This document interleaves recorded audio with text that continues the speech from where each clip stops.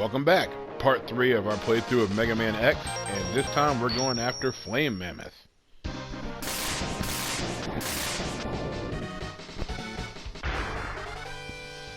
Now you'll notice, as I mentioned earlier, this stage has been altered by one of our previous stages. Since we defeated Chill Penguin, you notice that ice in the ground there. The floor is frozen over, and that pool of ice below us there, under a normal playthrough, that would be molten lava. That would be a one-hit kill for X. So that's one major hazard we don't have to deal with now. Whoops. Now that we have defeated Chill Penguin, and you'll see other stages that will be similarly affected.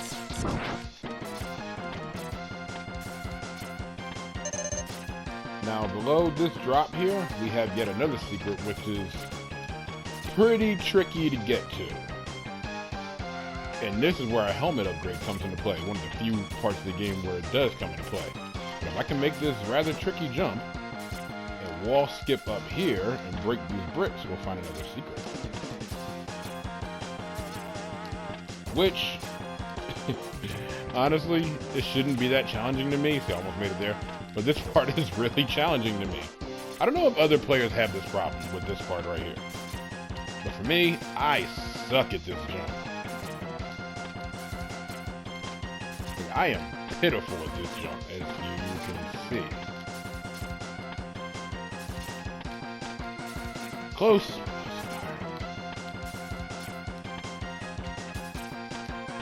Damn, keep clipping it but then falling off. I think his placement before jumping is a major factor. I think right around here.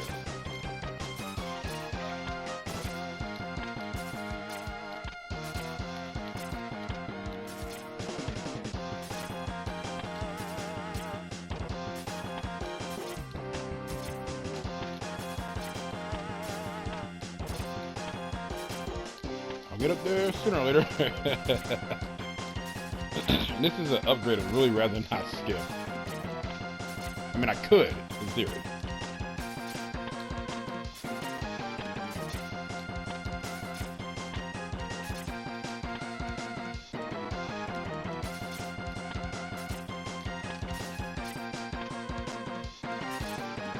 Why can't I get this wall?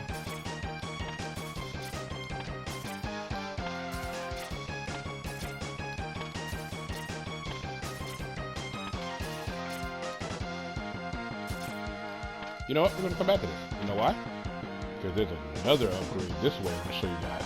Now, since we froze over all this previously lava down here, we have easy access to this heart container here. So at the very least, there is that. Now, if we did not defeat Chill Penguin and this was lava, that would not be impossible to retrieve. We could still grab it, excuse me, with Boomer Kawanger's weapon, the Boomerang Cutter, which also grabs out of reach items for us.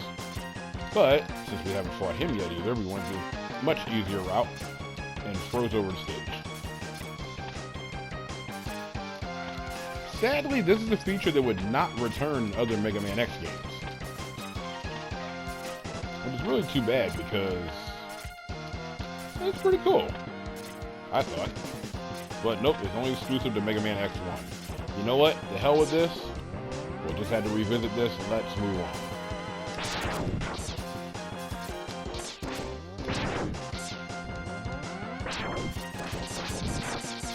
Now these pickaxe robots are actually pretty accurate when they throw their axes. The good thing is you can really see the axes coming and dodge accordingly. But as you can see, pretty accurate throwing.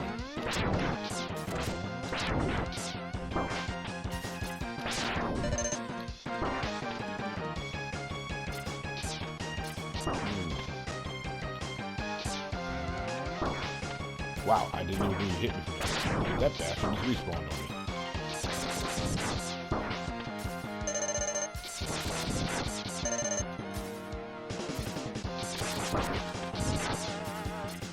I noticed a real pattern of enemies killing you and laughing at you in this game. It's just the Mockery. Cool, man. Cool.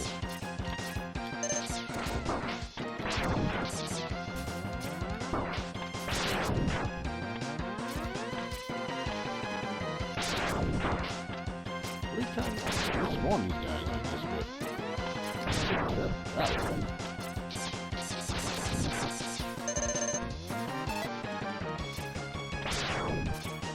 One of the hard hat guys. And we got an extra house. I thought maybe there was something extra up here, but aha! There we go. Another E-tank for us. At least there's that. Got my ass kicked to get there, but we made it. Let's move on.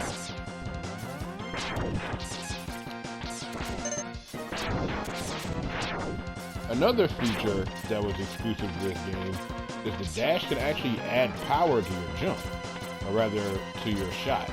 If you dash and fire, it actually does a little bit more damage, and no other game in the series ever did this. Interesting feature. We're just going to go right into that crusher there, and moving on. Now here we don't want to let that acid, lava, whatever the heck it is, hit us for obvious reasons. Now this fella down here is shielded, and we could lure his shot, or just fire the storm tornado right through his shield. Like so.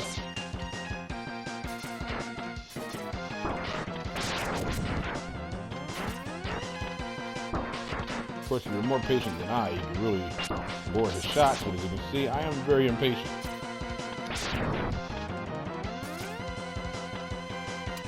And onward to the boss, Flame Mammoth. Note the treadmill beneath me. When he raises his arms and blows his trunk, the treadmill changes direction.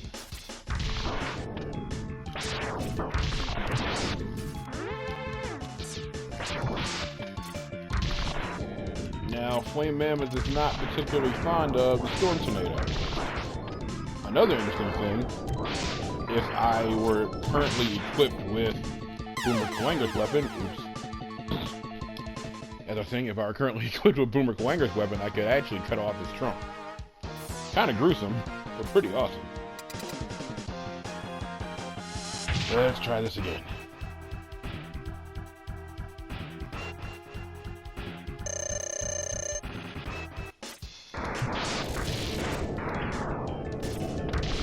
You want to try to be off the ground when he jumps at you like this. Otherwise, you'll get tripped up. Which, if he's got you cornered, can be devastating.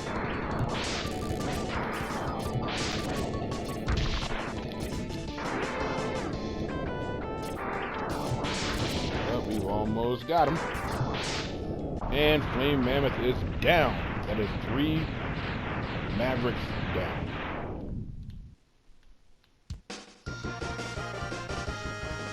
Side note, kind of dig this purple color scheme.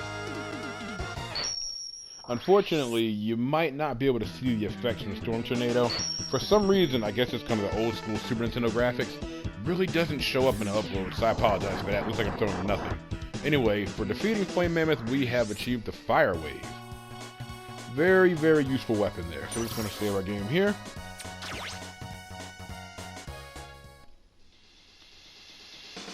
Now, we've achieved the Fire Wave, which normally would be the weakness for Joe Penguin, but we've already taken him down. So the question remains, who should we go after next? Well, since we have already beaten Joe Penguin, what that means, we could, in theory, take down Spark Mandrill.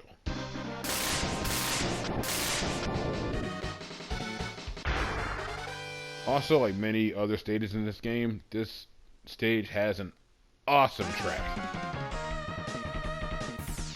Notice the broken pieces of Storm Eagle's airship scattered all over the place.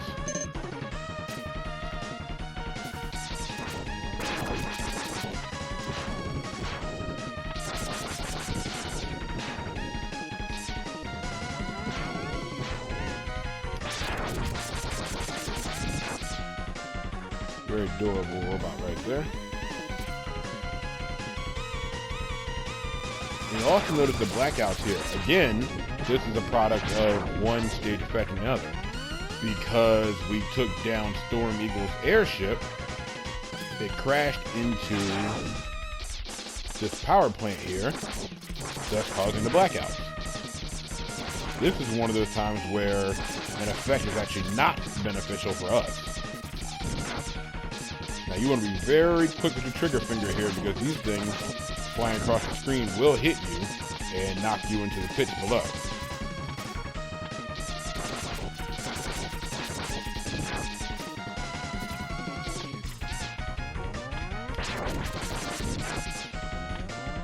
Alright, moving on. And we have got one of our mini bosses in the game. Very sturdy robot here. But the Storm Tornado can make quick work of it. Also, that little, those graphics there, particularly with the robot, you know, warping from one part of the stage to the other. Oh, this was revolutionary back in the early 90s. We've never seen anything like it. But he's down. Move on.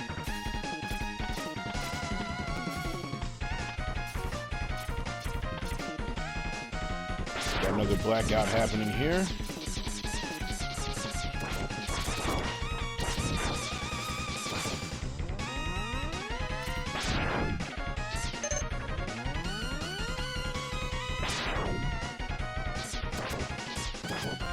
Getting used to the shotgun ice there. You know, the way we can bounce those shots off and hit the enemies that are on a bit lower terrain than us.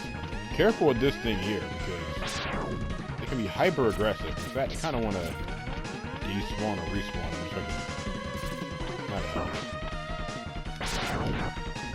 Once he hits you or a shot, he'll just start kind of going berserk on you. If he hits a wall, he'll just keep bouncing off it in an attempt to hit you.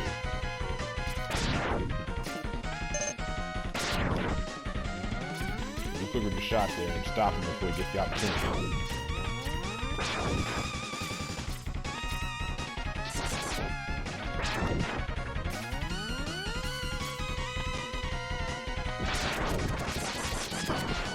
The problem with this bot here is wherever you're standing, that's where his missiles will fall. Now, when we come back, we're going to come and try to grab that heart tank using Boomerang Kawanga's weapon. Luckily, we can revisit a lot of the stages in this game. That's a good thing, because we're going to have to grab some items that are not currently available.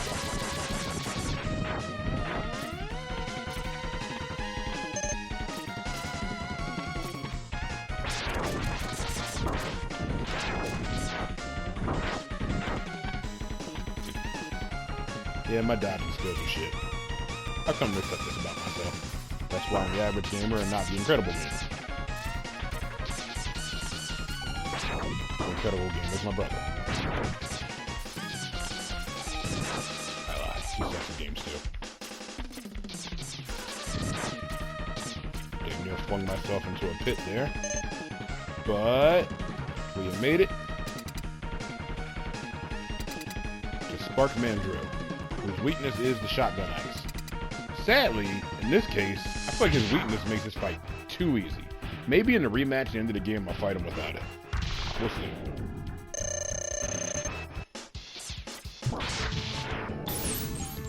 You see, if you hit him with his weakness, he gets completely frozen in place. Nothing you can really do about it. Kind of sad, really.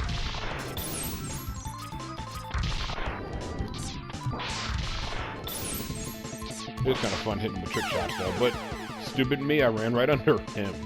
That was dumb of me. Let's try it again. I keep forgetting I don't have the body armor yet, so Every hit hurts.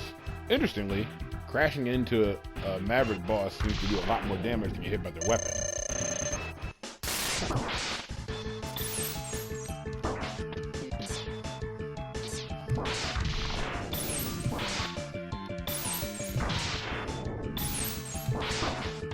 Asshole.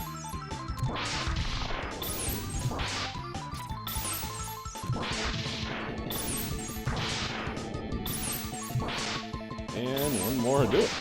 That's the end of Spark Mandrill. Yeah, I think we'll give ourselves a more challenging fight when we have the rematch with him later.